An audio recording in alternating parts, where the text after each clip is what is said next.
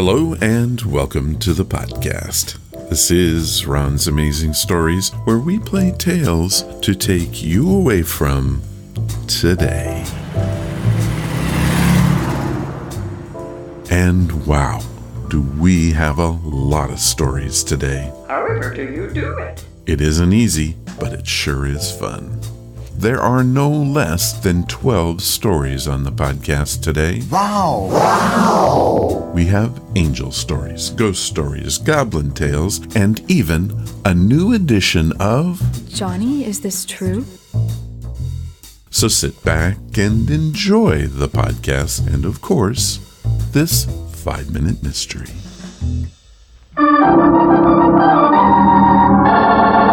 Another 5-minute mystery.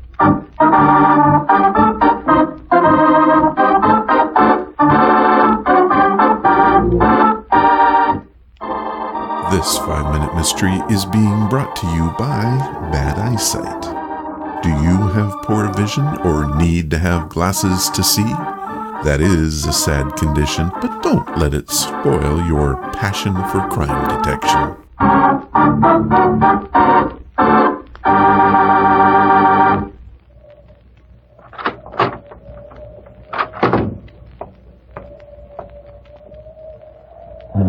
Safe should open easily. 2 turns right. Stop at 32. 3 turns left. Stop at 16. Get away from that safe, Carter. I was just checking on some tickets that I left in the safe tonight, Mr. Thompson. Carter, you've been a cashier with this railroad for 15 years. How could you think of doing such a thing? Oh, what are you talking about? You've been gambling rather heavily these past few weeks, Carter. You decided to let the railroad recoup your losses. Well, stay where you are. I'm calling the police. Oh, no, you're not. Put down that bar, you fool. All right, I'll put it down.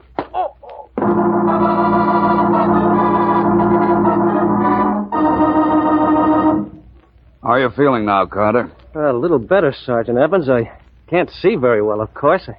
I broke my glasses in the struggle with the killer, and I'm not much good without them. I hate to pour these questions at you when you're not up to par, Carter, but it's important that you help us immediately. I'll do anything to help the police find the man who killed Mr. Thompson. Good. Now, you say that you and Thompson came down here to prepare some ticket sales records for the railroad. Yes. About what time was that? I should say about 9 o'clock. About what time would you say the thief came in? About an hour later. We heard the door open, and when we turned around from the safe, he was standing near the door, pointing a gun at us. What happened then? Well, he demanded we give him the money from the safe. How did the struggle begin? Mr. Thompson walked straight at the thief and dared him to shoot. He was warned to stop or he'd be killed, but he continued to go right at him. The thief lost his nerve or something, for as Mr. Thompson made a sudden lunge at him, he didn't shoot, but instead hit him sharply over the head with the butt of his pistol. I ran forward immediately and grappled with the thief. And he landed a blow in my jaw, and I fell to the floor. I got up as soon as I could, but I heard him starting his car outside the office. Did you run outside? Yes, the car was just pulling away, but I managed to get the first 5 numbers on the license plate. I wrote them down on this slip of paper. Oh, yeah. This will be a big help in the evidence to be presented at court. I'll be happy to testify. That's a wise idea, Mr. Carter. The murderer always should at his own trial. What clue did Sergeant Evans uncover that led him to accuse the railroad cashier of murder? In just a moment, we'll know, but first...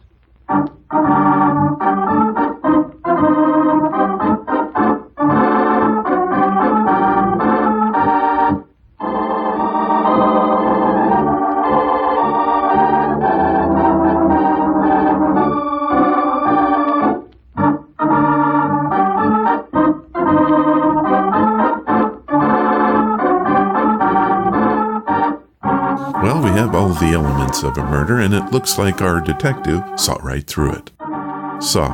See how I did that? I gave you the solution to this in a very clever way. This 5-minute mystery is being brought to you by bad eyesight.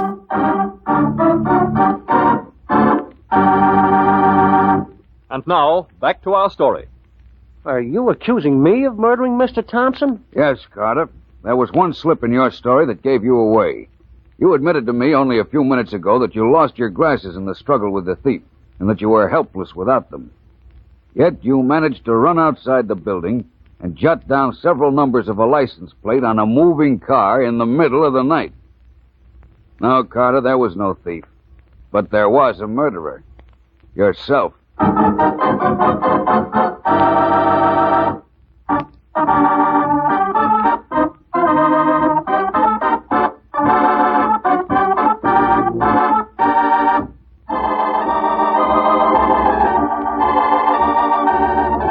that was an excellent mystery, if I do say so myself. All of the things that make up a crime were there, and they gave us enough to solve it. Well done, 5-Minute Mystery. This 5-Minute Mystery was brought to you by the keen senses of our detective and our criminal's bad vision. Neato.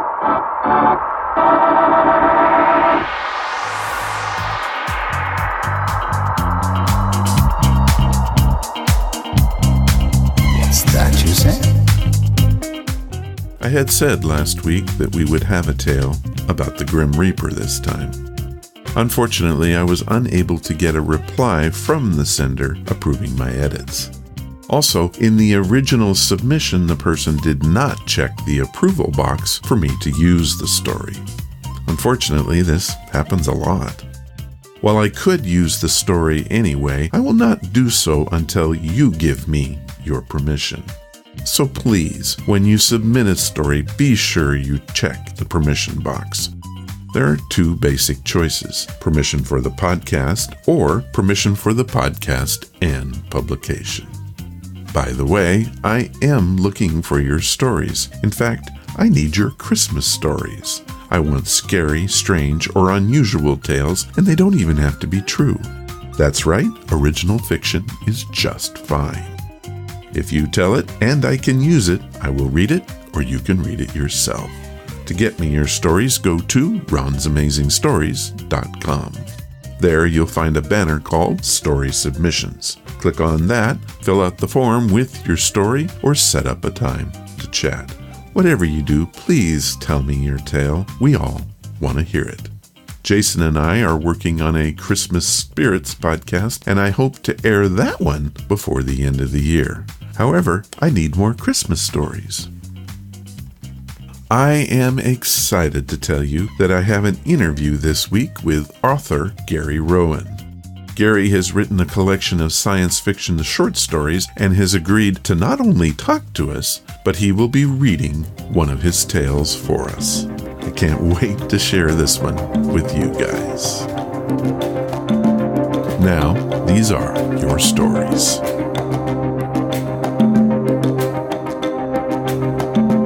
These are your stories, sent by you, for you.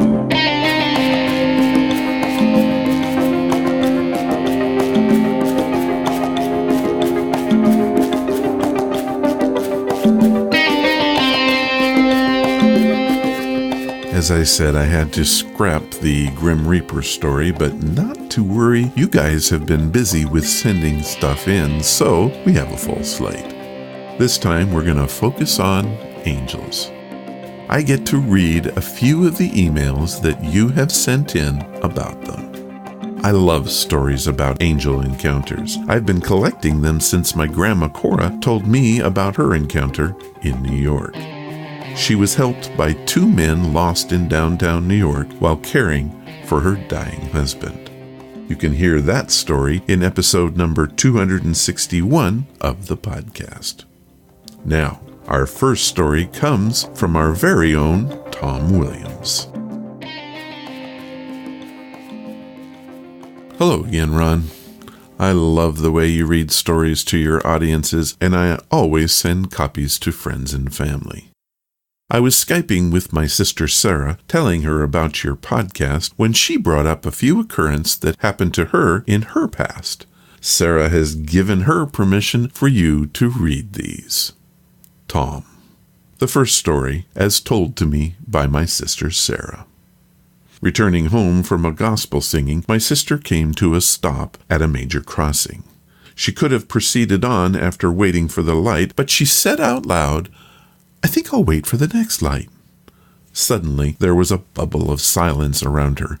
She couldn't even hear the CD playing in the background. Absolute silence. She said it was like the most peaceful silence and feeling I have ever experienced. Within seconds, a large delivery truck came flying through the intersection without slowing down. If she had crossed the intersection any earlier, there would have been a deadly accident. My thanks to Sarah's guardian angel. Her second story. In another instance, my sister was driving near her church on a small dark road. She noticed that there were 2 cars in the ditch on each side.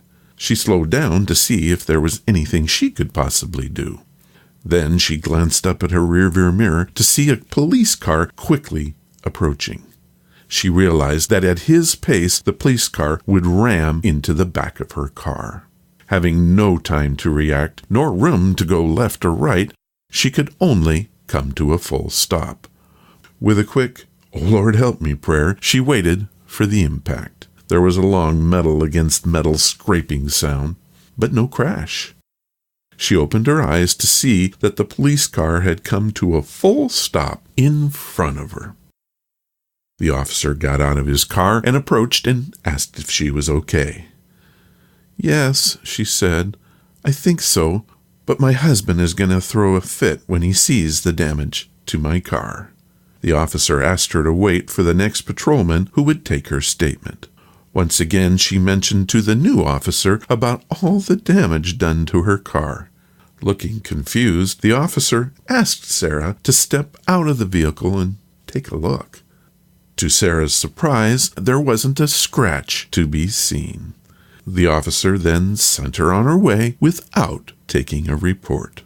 Another guardian angel. By the way, my sister could never explain how the car avoided any damage. God bless, Tom from Berlin, Germany.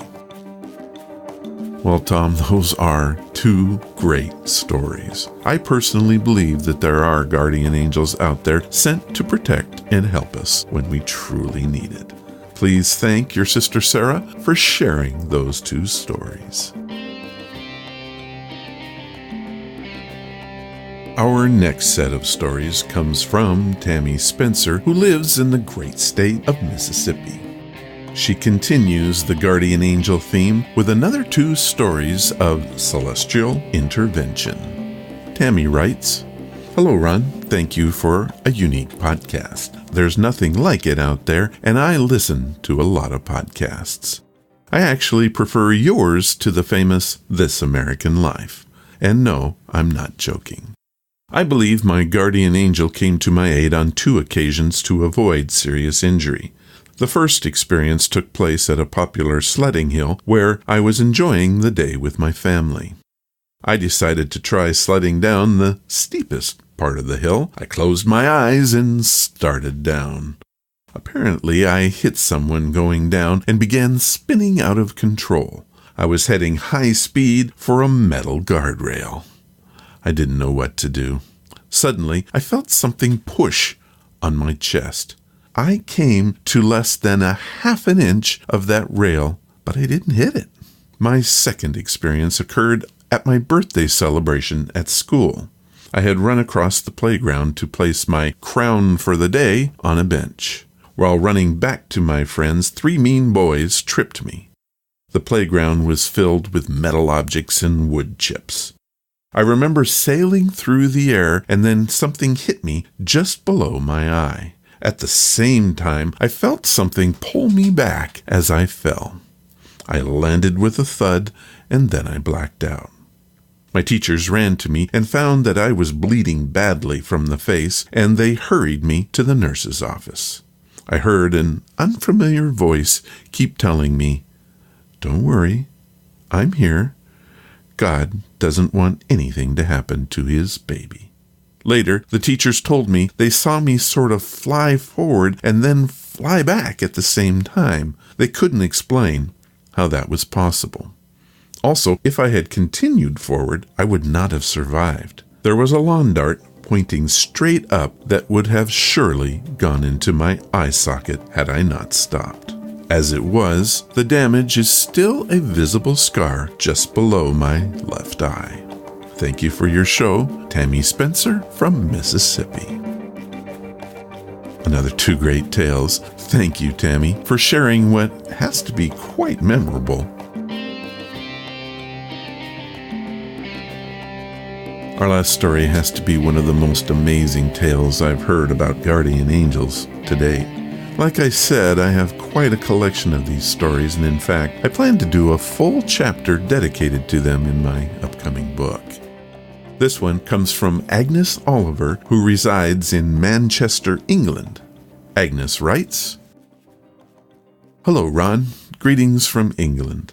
I've heard your request for stories, and I've experienced quite a few.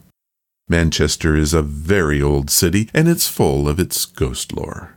I've never been one who traipses about looking for ghosts, but they've always been able to find me.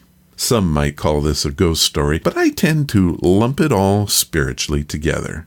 The spirit world is what it is, and when the veil is thin, it tends to spill over. This story occurred when I was around the age of 12. We were living in the northern part of Manchester at that time, in a house that was nearly 200 years old. The house was actually a sublet of the church in the area. Originally, they used it for aspiring nuns. It was a place for them to decide if the nun's life was the life for them. I've always felt at home in this place, warm, safe, and secure. One evening, my girlfriend Gretchen came over with her brand new Ouija board. She wanted to show me just how it worked, so we decided to make an evening of it. We set it up in the basement thinking that this would be the one place that had ghosts, if the house had ghosts. Try as we might, we could not get any response from the board. We both thought that it was a total sham, and that anyone who said different was probably just making it up. We were about to give up when all of a sudden things started falling off the walls and shelves by themselves. Cans, lampshades, pictures, even a bag of nails spilt out onto the floor. It was total chaos. We were amazed by what we saw, but not at all frightened. That peace and protection I spoke of earlier prevailed. Everything went quiet, and we both felt a shiver go through our bodies at the same moment. Then we heard a woman's voice. It was disembodied and seemed to come from nowhere and everywhere. It simply said, "I've protected you this round, but don't play with what you don't understand." Quickly we packed up the Ouija board and placed it in the nearby furnace.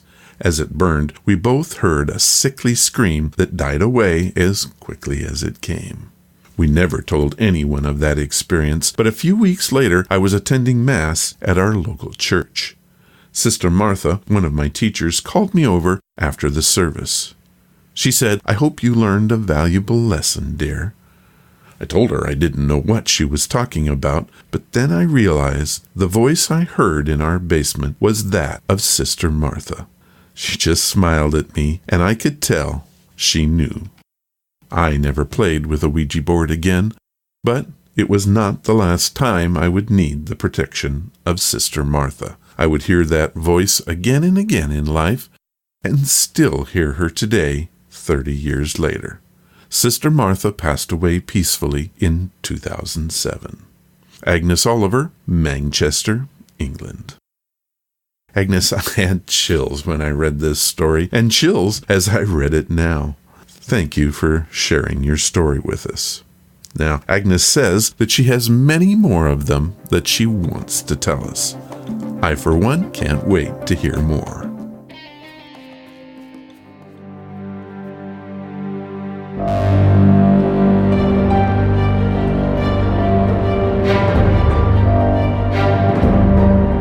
Johnny, is this true? Okay, I like to surf the internet looking for stories and other oddities. I do this in the name of the podcast, but the truth is, it's fun to see what's out there. What you're about to hear is what I call... Johnny, is this true? I will tell you a story and then ask the question, did I make it up or is it true? Let's get started.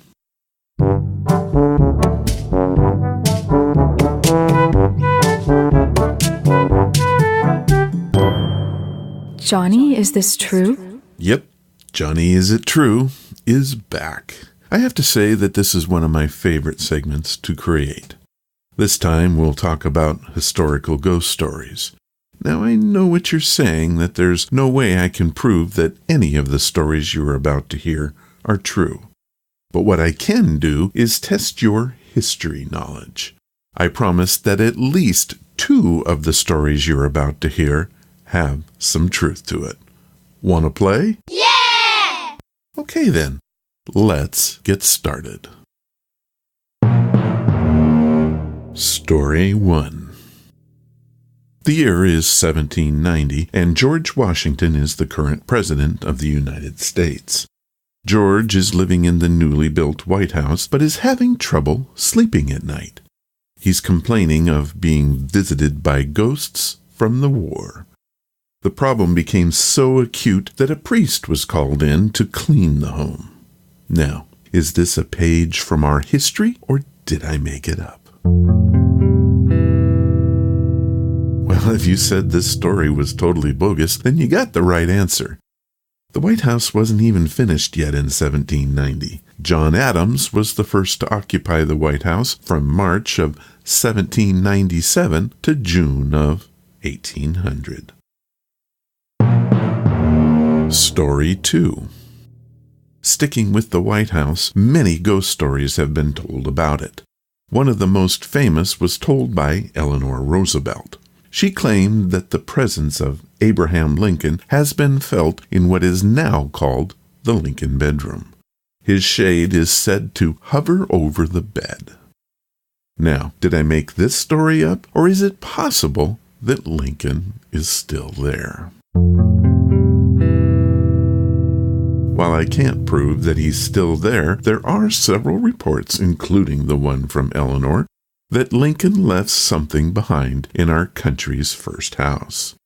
Many stories have been told by credible people who swear that they have seen the former president in and outside the house. British Prime Minister Winston Churchill was visiting the White House. He loved to retire late, take long hot bath while drinking a scotch and smoking a cigar. There is an account that on one occasion he climbed out of the bath naked but his cigar and walked into the adjoining bedroom. He was startled to see Lincoln standing by the fireplace in the room, leaning against the mantel.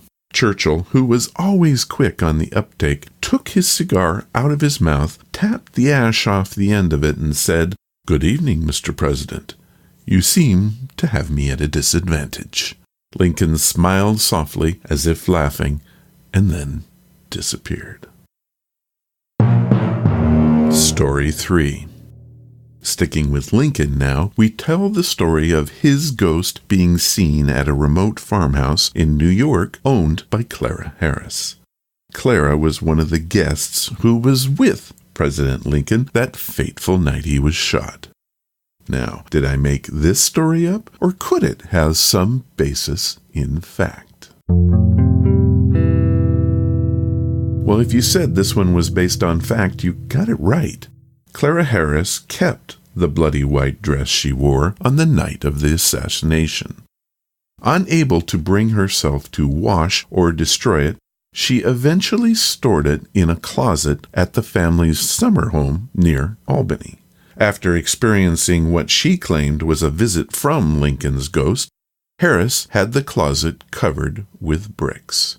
In 1910, Henry Riggs Rathbone, Clara's eldest son, removed the bricks, had the dress destroyed, reportedly claiming that it had cursed his family.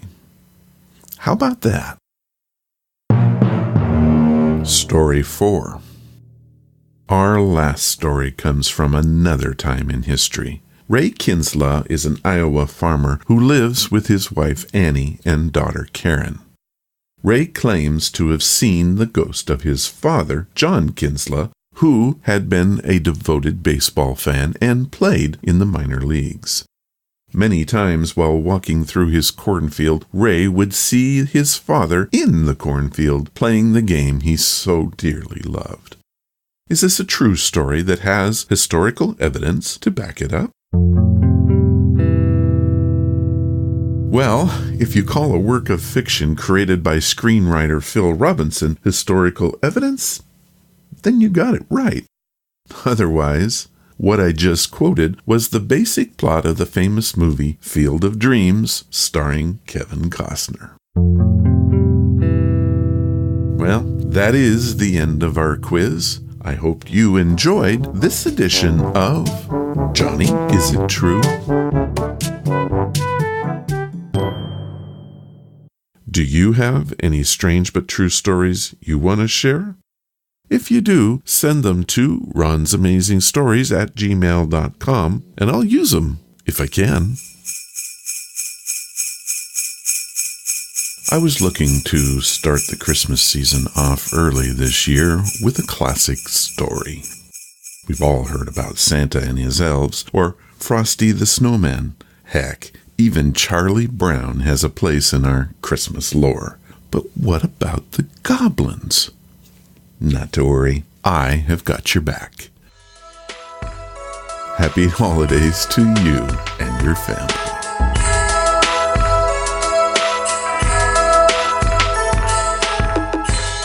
The Goblin's Christmas by Elizabeth Anderson, read in English. Once upon a time I visited Fairyland and spent a day in Goblin Town. The people there are much like ourselves, only they are very, very small and roguish. They play pranks on one another and have great fun. They are good-natured and jolly and rarely get angry. But if one does get angry, he quickly recovers his good nature and joins again in the sport. If a goblin should continue angry, he would take on some visible form. Perhaps he would become a toad or a squirrel or some other little animal, and would have to live here on the earth plane forevermore. But if he keeps good-natured, he can come here and have his fun, and not be seen by anyone except a seer or very wise person. The goblins are gracious to the wise people now, but they were not always so. A long, long time ago on a Christmas Eve, the fairy folk were having great sport. All the little people of the unseen world had gathered together in the earth realm. There were brownies and gnomes and elves, even some little cherubs had joined them. They were having a wild dance and a gay time, when who should appear but Kris Kringle. Now the fairies did not know that he was a magician or seer, and so they tried to make sport of him.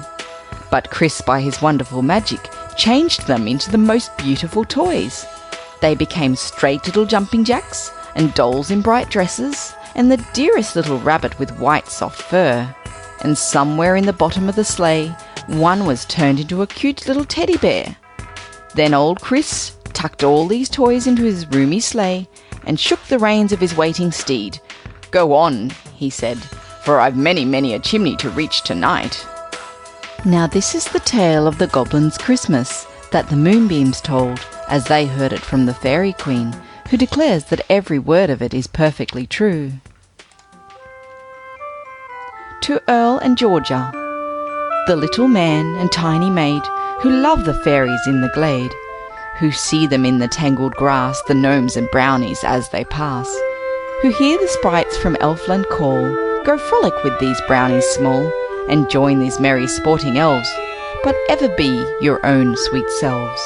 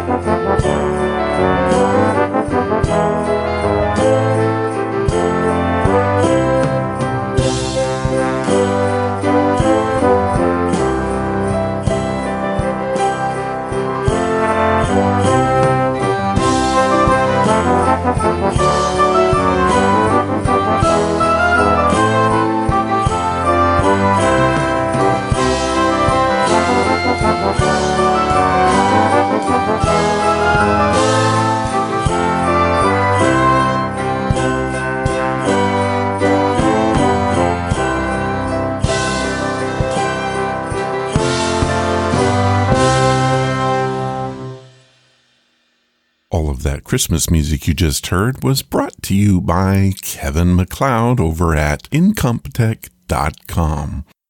Kevin has been providing the music here at Ron's Amazing Stories for the entire run of the podcast, and I couldn't be more thankful to the guy. He makes it all worthwhile. Thank you, Kevin.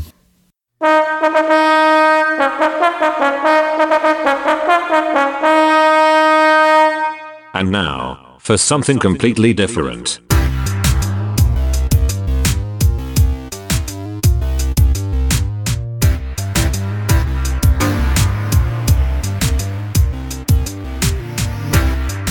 Our main story for today is a short written by Lal Behari Dey.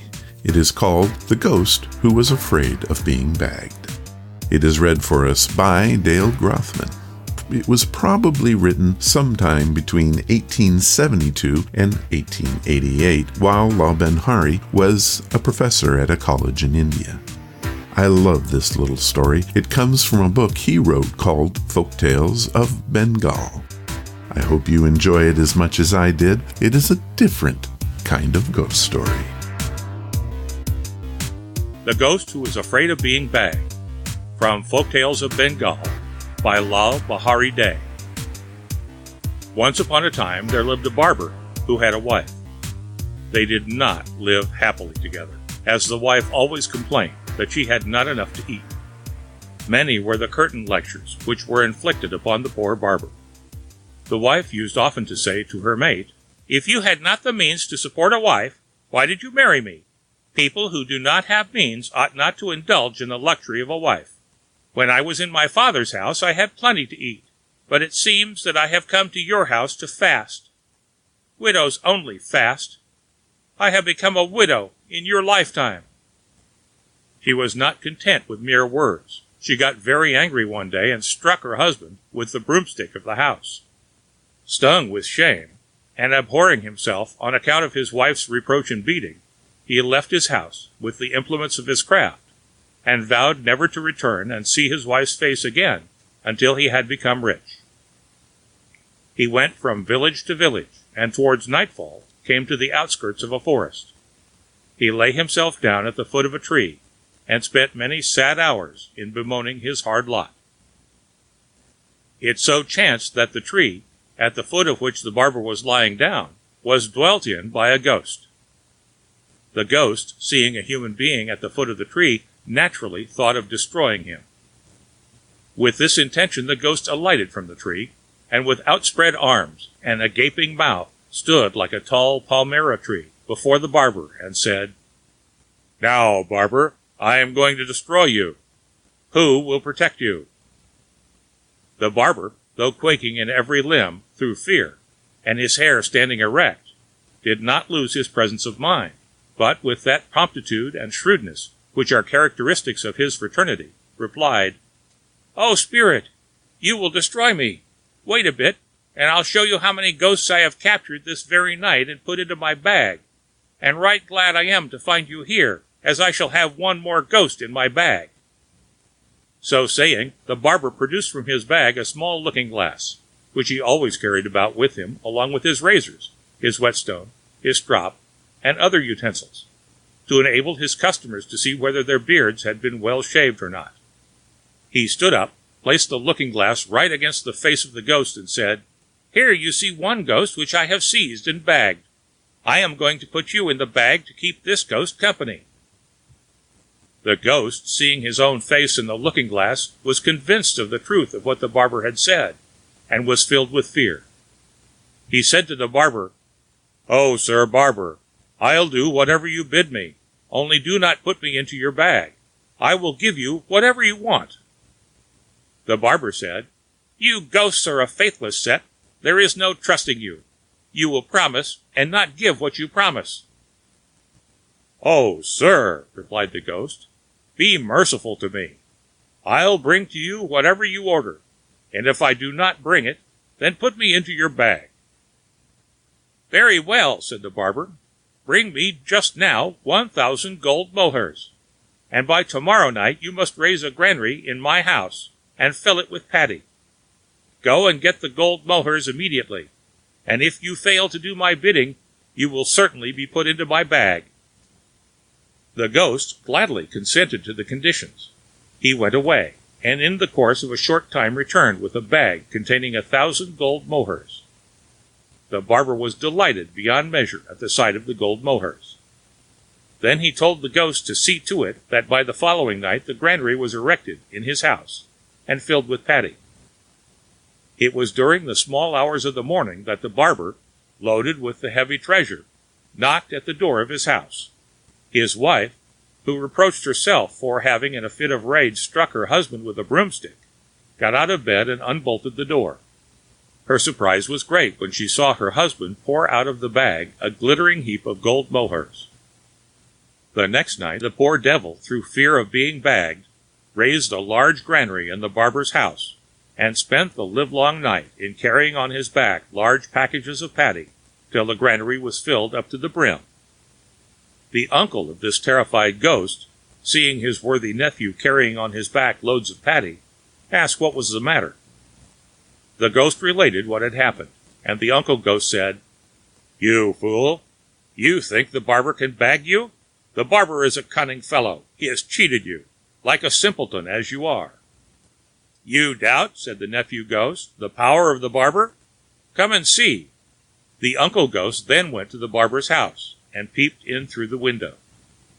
The barber, perceiving from the blast of wind which the arrival of the ghosts had produced, that a ghost was at the window, placed full before it the self-same looking-glass, saying, "Come now, I'll put you also into the bag." The uncle ghost, seeing his own face in the looking-glass, got quite frightened, and promised that very night to raise another granary, and to fill it, not this time with paddy, but with rice. So in 2 nights the barber became a rich man, and lived happily with his wife, begetting sons and daughters. Thus my story ended. The author of that story was Lal Behari Dey. He was born in 1824 to a poor banker family in Sonaplazi, India. After a primary education in the village school, he went to Calcutta with his father and was admitted to the General Assembly Institution, where he studied from 1834 to 1844. That institution is now called the Scottish Church Collegiate School. From 1855 to 1867, Lal Behari was a missionary and minister of the Free Church of Scotland. He became the professor of mental and moral philosophy at the University of Calcutta and stayed with it from 1872 to 1888. He was known for his profound knowledge of the English language and literature.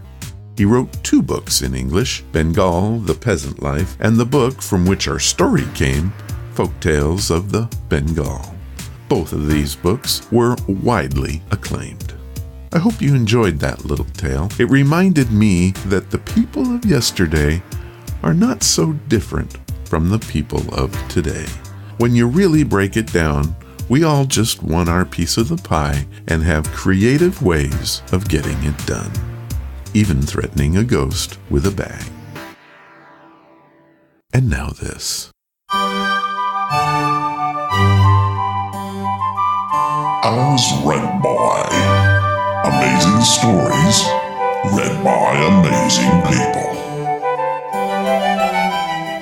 This time on As Read By, we continue growing up with Tom Williams. Tom lives in Berlin, Germany, was raised in Alabama, and has sent in these tales from his youth. This time Tom comments about his parents' role in bringing him up in a tale he calls Growing Up and Parents. The parents' responsibilities for their children were to raise them with house rules and manners and morals, at least the ones that they themselves learned from their parents. We were taught to say yes ma'am and no ma'am and yes sir, no sir, and please before asking for something, and of course thank you, which has been eliminated from most languages these days because it makes the child somehow subservient in this so-called modern world. The father showed his love by making the kids follow those rules. We never hugged Dad. I tried once, and he went stiff as a board, and it was embarrassing and confusing to him. I never tried that again. There were understanding moments, though, that he did care for us, like, oddly enough, my first haircut by a real barber, and not Mom. I was about 5, I guess, and Dad took me in his arms, and we left the old once general store that we lived in, turned left out the front door and down the hill, past the branch and back up the top of the hill, where on the right corner there was a single little building that was once a gas station. There the barber had set up his shop to make his living. Small children sees things that parents can't. They have a large imagination. As we walked into the shop, I saw what I thought was a dentist chair. I remember this day clearly. Having a bad experience at a dentist before, I just knew that was a dentist chair, and Dad had tricked me. As I began to cry, the dentist, as I thought he was, placed a board on top of the armrest for me to sit on. That way he wouldn't have to bend down. My dad gently picked me up and set me on the board and said to the barber, "Give him a crew cut." Good, I thought. None of that Novocaine stuff with needles. The barber stretched some kind of crepe paper around my neck and fastened it. Then, in my childish mind, of course, he covered me with what I thought was a large tablecloth. Oh my, that means a lot of blood, I thought. The barber proceeded with his electric razor, and once the barber was finished, I remember him sprinkling powder on my neck and with a soft brush to remove any residue. To this day, I can still smell the hair tonic he rubbed in afterwards. 50 cents, Mr. Williams, please, as he shook off the hair from the tablecloth. The day was brighter as Dad carried me home. Now, Mom taught us manners and couldn't help but to rub our backs or shoulders or muss up our hair as she passed us by, which was a dozen times a day.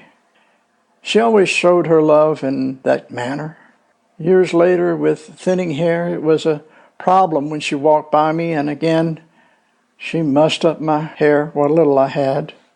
But that's okay. Mom was no prude either. As a farm girl, she had seen it all. It was up to her to explain the facts of life to me, and I presume the other siblings. I still remember that very day that Mom sat me down before school, and somehow she had noticed my going through puberty, explained all my changes in detail. It would have been too embarrassing for Dad to do that. Simply straightforward and not a touch of crudeness. Why, it wasn't even embarrassing to me now that I think of it. She was always cool to me, hip. She even didn't say one thing about rock and roll when it came out. I believe she knew times were changing, just as it did with her, because she told me when she got a whooping from her dad when she was caught dancing the Charleston. Puberty was also an embarrassing time for teenage boys. We knew, or at least the boys did, when puberty was setting in on the guys, where you never saw a guy carrying a school book without homework. He was suddenly carrying one in front of his, and I quote, private parts to cover the physical reaction to the sight of a teenage girl. Did I embarrass you? Mom would say, "It's just nature, Tommy." Dad did have his way of showing that he cared for us. It was just subtle, like a spanking if you earned it. We never got a spanking when Dad was mad at us, never in anger, and generally just the threat was enough to make us think twice before earning a spanking. It wasn't a hostile act in my family. It was something you earned by doing something majorly wrong. I never thought that my parents were abusing me at all. After all, I earned it. Translate: a whooping was with a belt or a twig from a bush or a tree. A spanking was with the open palm of the hand, never above the belt line and no more than 4 or 5 whacks, as they call them.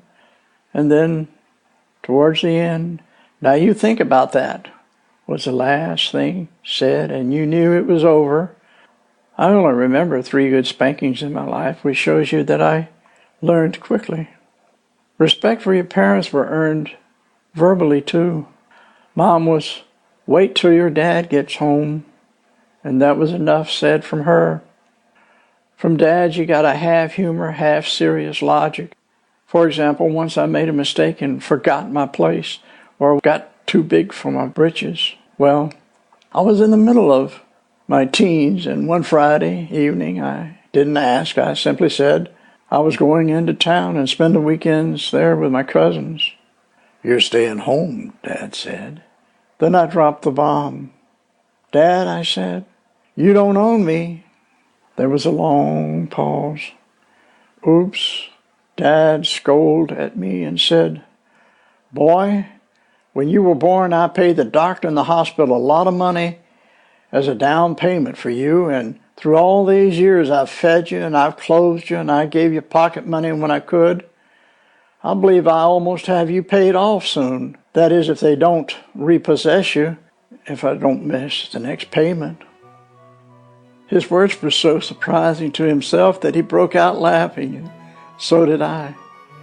I got the point and changed my tune from that day on. Here's to loving parents with all their faults and love.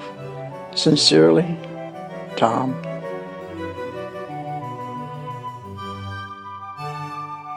Tom, I love this topic because what you said rings so very true with me.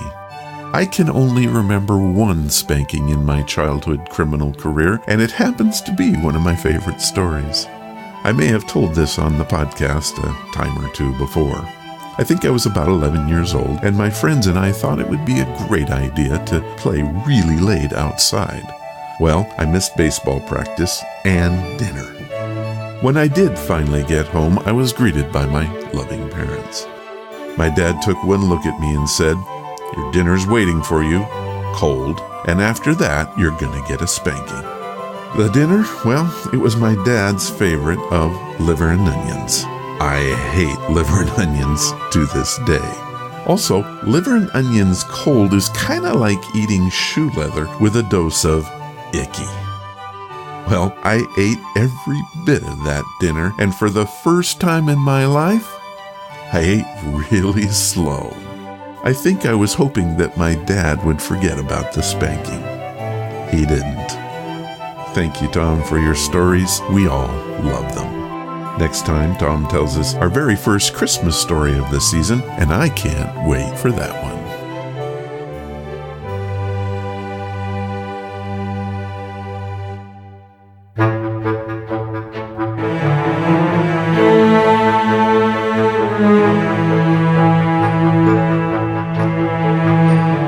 Well, that is the podcast for this time.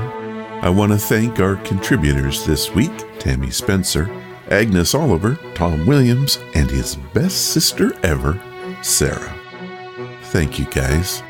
If you want to follow the podcast or the blog, just head to ronsamazingstories.com. There, you'll find everything you need. We are on Twitter, Facebook, iTunes, TuneIn, Spotify, iHeart, and many other services. Please leave reviews on whatever service you use. It surely does help the show to grow. Thank you for listening, and I hope you come again to find out what are Ron's Amazing Stories.